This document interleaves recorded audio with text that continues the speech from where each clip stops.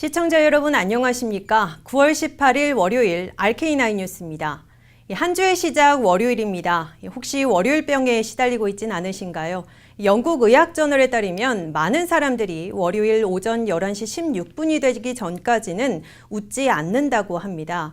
극복하는 방법 중에 칭찬하는 말로 상대방 웃게 해주기, 또 하나는 맛있는 음식 먹기가 있습니다. 참 쉽죠? 한번 실천해 보시기 바랍니다. 오늘 뉴스 시작합니다. 도널드 트럼프 대통령과 시진핑 중국 국가주석이 북한에 대한 압박을 극대화하기로 합의해 어떤 조치로 이어질지 주목되고 있습니다. 현재까지의 안보리 대북 제재를 철저히 이행하는 것은 물론 아직 부과되지 않은 원유 공급 차단과 김정은 위원장 개인 제재로까지 비화될지 관심을 끌고 있습니다. 첫 소식 워싱턴에서 한면택 특파원이 보도합니다. 북한의 멈추지 않는 핵미사일 질주에 도널드 트럼프 대통령이 시진핑 중국 국가주석과 전화통화를 갖고 대북 압박을 극대화한다는 합의를 이끌어내 어떤 후속 조치들이 취해질지 주시되고 있습니다. 유엔 무대 대비해 나흘간의 정상회기에 돌입한 도널드 트럼프 대통령은 유엔 총회 불참한 시진핑 중국 국가주석에게 전화를 걸어 핵실험과 미사일 발사를 잇따라 감행하고 있는 북한 문제를 집중 논의했습니다. 트럼프 대통령과 시진핑 주석은 45분간의 전화통화에서 핵과 미사일 도발을 이어가는 북한에 대해 최대 압박을 가하기로 합의했다고 백악관이 밝혔습니다.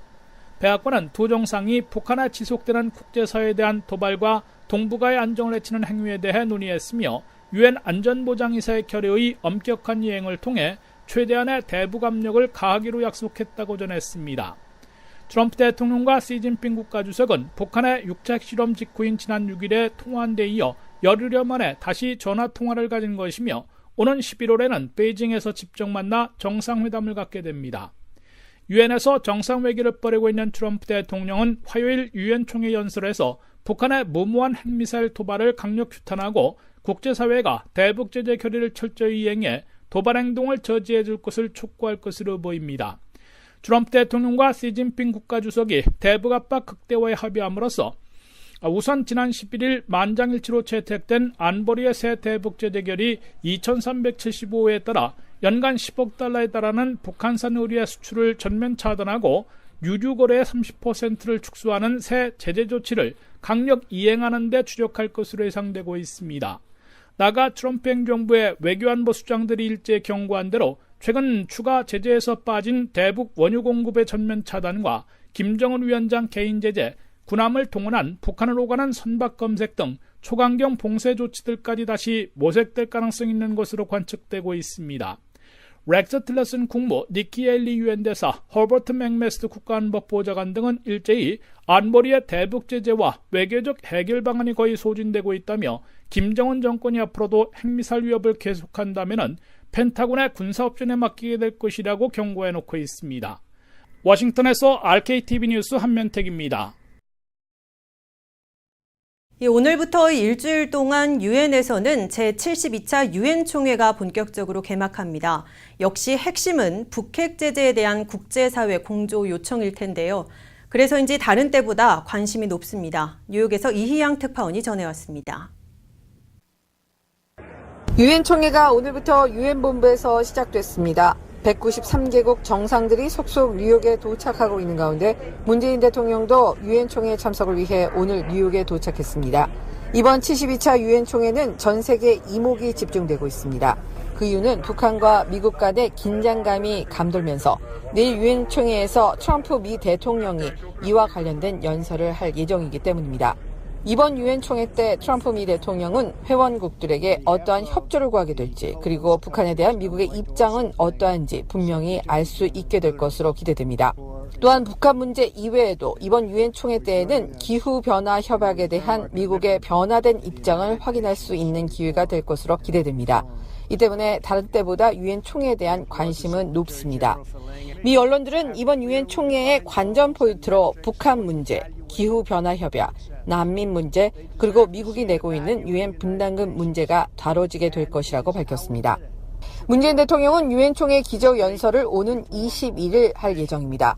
또한 21일 오후에는 한미일 정상회담도 잡혀 있습니다. 한편 유엔 총회로 인해 뉴욕 시민들은 일주일 동안 교통 체증을 겪어야 합니다. 특히 오에비뉴 트럼프 타워는 트럭으로 바리케이트가 쳐져 있으며 거리 통행자들까지 검문 검색을 받고 있는 상황입니다. 뉴욕에서 RKTV 뉴스 이희영입니다. 취임 후 첫 유엔 무대에 데뷔하는 문재인 대통령이 오늘 유엔 총회 개최지인 뉴욕에 도착했습니다. 오늘 인천공항을 통해 출국한 문재인 대통령은 13시간여 비행 끝에 LA 시간으로 오늘 오후 12시 37분 뉴욕 존 F 케네디 국제공항에 안착했습니다. 공항엔 조태열 주 유엔 대사와 김기환 주 뉴욕 총영사 내외 등이 영접했습니다. 문 대통령은 숙소 호텔에 여장을 푼 뒤 곧바로 안토니오 구테우스 유엔 사무총장을 접견합니다. 이어서 뉴욕, 뉴저지에서 지역 한인 간담회를 가진 것으로 첫날 일정을 마무리했습니다. 내일은 토마스 바흐 국제올림픽위원회 IOC 위원장을 접견합니다. 바흐 위원장과의 만남은 지난 7월에 이어서 두 번째입니다. 평창 동계올림픽의 성공 개최를 위한 정부의 의지를 전달하고 북한 참가 방안에 대한 IOC 차원의 협조를 구할 것으로 보입니다. 이어서 3개국 주요 정상과의 양자 정상회담을 소화하고 국제 전문 띵크탱크인 애틀랜틱 카운슬이 주관하는 2017 세계 시민상 시사회에 참석합니다. 네, 북한이 유엔 제재를 비웃고 핵과 미사일 도발을 계속하는 건 중국과 러시아가 있기 때문입니다. 뉴욕타임즈는 북한 미사일 액체 연료를 중국이나 러시아에서 들여왔을 가능성에 대해 미국 정부 당국이 추적하고 있다고 보도했습니다. 유엔 안보리는 이번 주 이례적으로 장관 북핵 회의를 열고 있는데요. 하지만 중국과 러시아가 협력하지 않으면 밑빠진 독이 될 뿐이겠죠. 다음 소식입니다. 외국인들이 미군에 입대하면 미국 시민권을 신속 취득할 수 있는 매분이 프로그램에 합격했음에도 장기 대기해온 계약자들이 결국 대거 입대 계약을 취소당하기 시작해서 파문이 일고 있습니다. 전체 4,000명의 대기자들이 계약 해지되고 그중에 1,000여 명은 추방 위기에 내몰리고 있습니다. 이황 기자가 보도합니다. 외국인들의 미 군입대와 동시에 신속 미국 시민권 취득으로 큰 인기를 끌어온 매분이 프로그램이 끝내 4천여 명의 합격자들에게 입대 계약 취소라는 악몽을 안겨주고 있습니다. 미 육군은 9월 들어 한 주당 수백 명씩 매분이 프로그램에 합격했음에도 장기 대기해온 외국인들에게 입대 계약을 취소한다고 통보하고 있다고 워싱턴 포스트가 보도했습니다. 현행 규정상 미군 입대 계약은 2년 이내에 실제 입대하지 못하면 취소할 수 있도록 돼 있어 미 육군이 이를 근거로 장기 대기자들부터 계약 해지를 통보하고 있는 것으로 보입니다. 그러나 미 육군 당국은 매분이 합격자들에 대한 계약 취소를 통보하며 더티한 트릭을 쓰고 있다는 원성을 사고 있다고 워싱턴 포스트는 비난했습니다. 미 군 당국은 해당자들에게 아직 입대할 용의가 있느냐는 전화 문자 메시지를 보내오면서 단 10분 안에 회신할 것을 요구하고 있습니다. 미군 당국은 이 문자 메시지를 근거로 10분 내 회신이 없는 사람들에게는 입대를 거부했다는 이유로 입대 계약 취소를 통보하는가 하면 2년 입대 시한이 지나 계약이 해지됐다는 이유를 대거나 불법 체류 신분을 취소 이유로 밝히고 있습니다. 하지만 잘못된 전화번호로 문자를 보내놓고 입대 거부 사유를 적용하는가 하면 2년 시한이 남았는데도 계약 해지를 통보하고 있는 것으로 드러났다고 워싱턴 포스트는 전했습니다. 펜타곤에 따르면 매분이 프로그램에 합격해 미군 입대 계약을 맺었지만 입대하지 못해 시민권도 취득하지 못한 외국인들은 2,400여 명이고 신원조회가 끝나지 않아 대기 중인 합격자들은 1,600명으로 모두 4천여 명이 대기하거나 입대 계약을 취소당할 것으로 예측되고 있습니다. 더욱이 이들 가운데 1,000여 명은 대기기간 중 체류 신분을 상실해 추방 대상이 될 것으로 우려되고 있습니다. 미국 정부는 2년 이상 미국 비자를 소지한 적이 있거나 다카 추방유의 수혜자 등이 미군의 의료간호병과나 통역병으로 입대하면 영주권을 건너뛰고 통상 6개월 안에 미국 시민권을 취득할 수 있는 매분이 프로그램을 시행해 큰 인기를 끌어왔습니다. 지난 2009년 시작된 매분이 프로그램으로 한인을 포함한 1,400여 명이 미군에 입대해 미국 시민권까지 취득했지만 신원조회가 극히 까다로워지며 극심한 정체를 겪다가 이제는 입대 계약을 아예 대거 취소하는 등의 악몽으로 바뀌고 있습니다. RKTV 뉴스 이황입니다. 제임스 매티스 미 국방장관은 오늘 서울을 중대한 위험에 빠뜨리지 않는 대북 군사 옵션 방안이 존재한다는 입장을 밝혔다고 로이터 통신이 보도했습니다. 매티스 장관은 국방부에서 기자들이 서울을 중대 위험에 빠뜨리지 않고 북한에 취할 수 있는 군사 옵션이 있느냐고 묻자 그렇다, 있다. 하지만 상세한 말은 하지 않겠다라고 했습니다. 비록 구체적인 방안은 함구했지만 매티스 장관이 대북 군사 옵션의 시나리오를 언급하기는 이번이 처음입니다.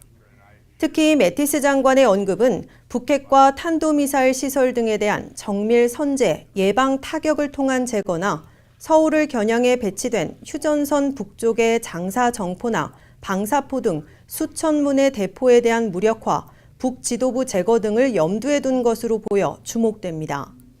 한편 매티스 장관은 미국과 일본 당국이 일본 열도를 가로지른 지난주 북한의 중장거리 미사일을 요격하지 않은 것은 그 미사일이 양국에 직접적 위협이 되지 않는다고 판단했기 때문이라는 설명입니다.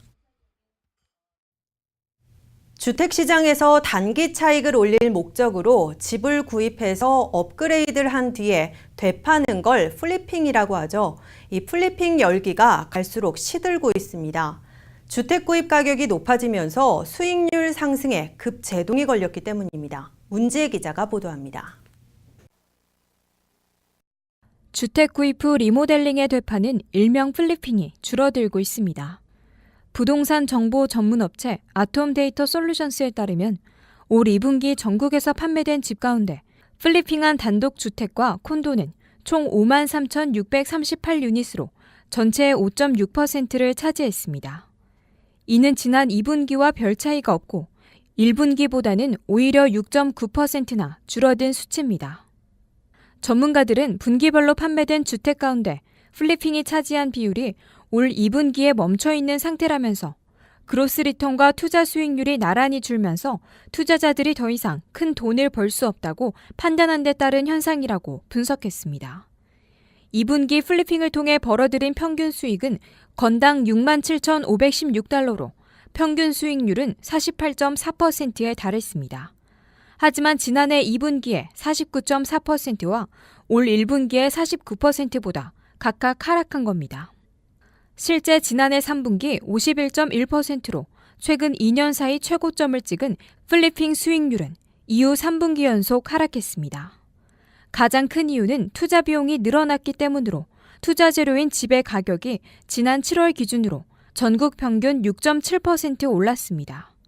매입 가격은 오르는데 재판매 가격에 대한 확신이 예전보다 줄었고 저가 매물은 자취를 감춘 상태입니다. 이에 따라 현금 거래가 많았던 플리핑 시장도 위축돼 일부 지역에서는 절반 이상이 모기지 투자로 패턴이 바뀌었고 집값이 오를 대로 오른 LA나 보스턴 등에서는 빠른 속도로 플리핑이 자취를 감추고 있습니다. RKTV 뉴스 문지혜입니다. RK9 뉴스 잠시 후에 계속됩니다.